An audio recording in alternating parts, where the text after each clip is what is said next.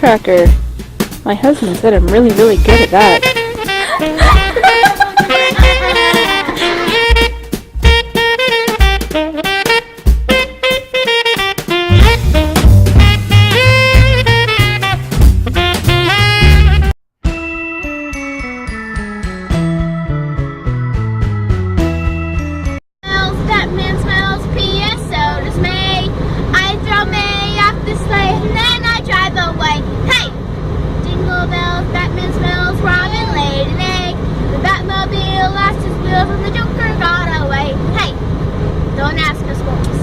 Yep.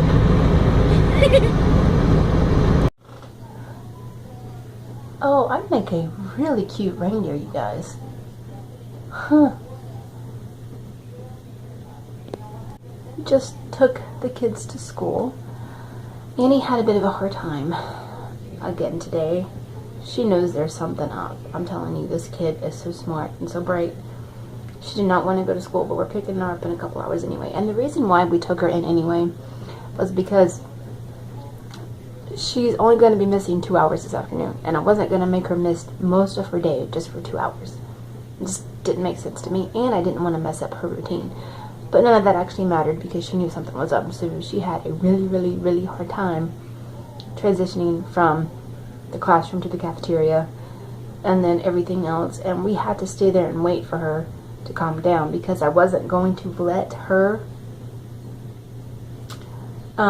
be overbearing to anybody else, if that makes sense. That's just, I know they don't see special needs kids being overbearing because the type of school we have is awesome. It's not a special needs school, but they do have teachers who are trained for special needs kids, and they have nurses and therapists and everybody there to help.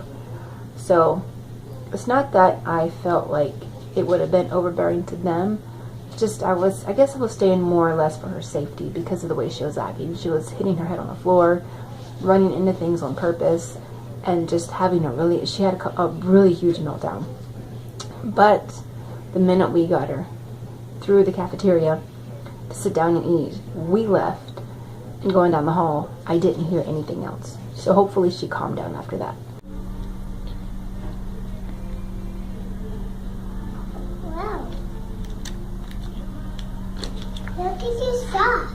So I have Annie's IEP and then all kinds of documentation from school, and in her backpack there's a composition book full of notes from the teachers and therapists and their documentation too. So anything you can get from the schools is gonna be worth its weight in gold because they can actually help determine what's going on. I mean, we already know about the autism, but anything that you can get documented from somebody who's with your child hours, per day is going to seriously help. So the assessment and her evaluation went kind of like how I expected, but I don't think it lasted long enough. It was very, very brief. It was a two-parter. One was the parent question evaluation and just the basics, the symptoms of your child, the behavior analysis of your child, any issues at school, and then some of my personal information, which I really think shouldn't even matter because this is about my child and not me. Then it was the second part, which was her examination and her eval, and it was just how well she handled certain stimuli and certain activities, and how she interacted with different sort of structures, like puzzles, how often she shifted from one activity to another, how often, or how she responded to how I left the room so they can do the one-on-one activity thing. And she was actually pretty calm for the entire thing. Isn't that funny? Isn't that how your kids will save all the tantrums and all the meltdowns for you, but around like doctors and around teachers, usually everything goes okay. That's our that's our situation. However, the school has documented on several occasions different issues and different patterns and different repetitive behaviors, which I had in the journal I talked to you about earlier. I had that, and then I had a copy of her IEP with her as well.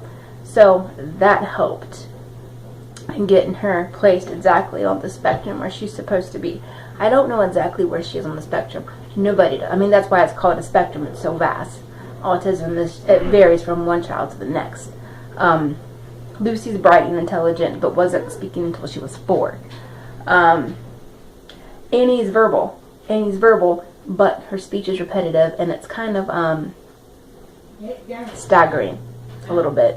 So, and she has all the sensory issues that Lucy had.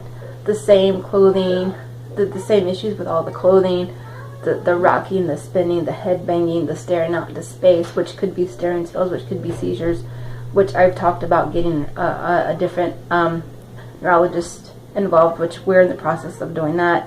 And it's just, she has all the sensory issues, but she's verbal.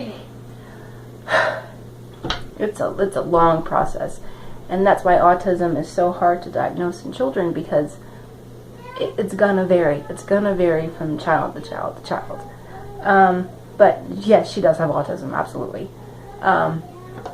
Where she places on the spectrum, I don't know. They don't know just yet. But I don't know. I have to go pick out some goodies for dinner and get the rest of my house back together from where we fogged and bombed earlier.